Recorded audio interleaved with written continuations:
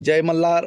महाराष्ट्रातील तमाम माझ्या सर्व मल्हार योद्ध्यांना व अहिल्याच्या रणरागिणींना मी आज आव्हान करू इच्छितो.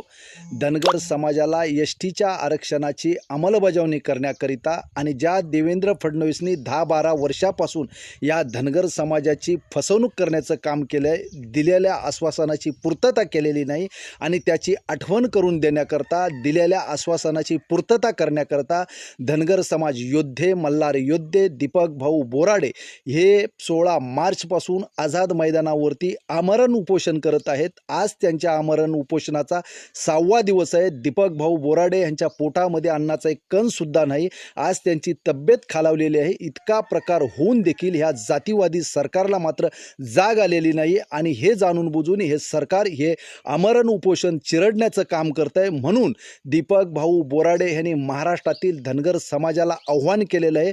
23 मार्च रोजीच म्हणजे येत्या सोमवारी महाराष्ट्रातील धनगर समाजाने आझाद मैदानावरती पोचायचं आहे, कारण त्या ठिकाणी निर्णायक महामेळावा होणार आहे आणि त्या महामेळाव्याचं तुम्ही सर्वांनी साक्षीदार बनलं पाहिजे. आणि ज्या देवेंद्र फडणवीसनी आजपर्यंत तुमचा आमचा सर्वांचा विश्वासघात केला, त्या ठिकाणी पोचून विश्वासघात करणाऱ्याची गळचंडी पकडून त्यांना जाब विचारण्याचं काम करू आणि जाब विचारून आपल्या हक्काचं जे आरक्षण आहे त्या हक्काच्या आरक्षणाची अंमलबजावणी करून सर्टिफिकेट हातात घेण्याचं काम करू. हे तुमच्या आमच्या पोरांच्या कल्याणासाठी लढत असणारे दीपक भाऊ बोराडे यांचे हात मजबूत करण्याचं काम करू. म्हणून महाराष्ट्रातील धनगर समाजाने कुठून पण घुसा, पण आझाद मैदानावरती 23 तारीखला दिसा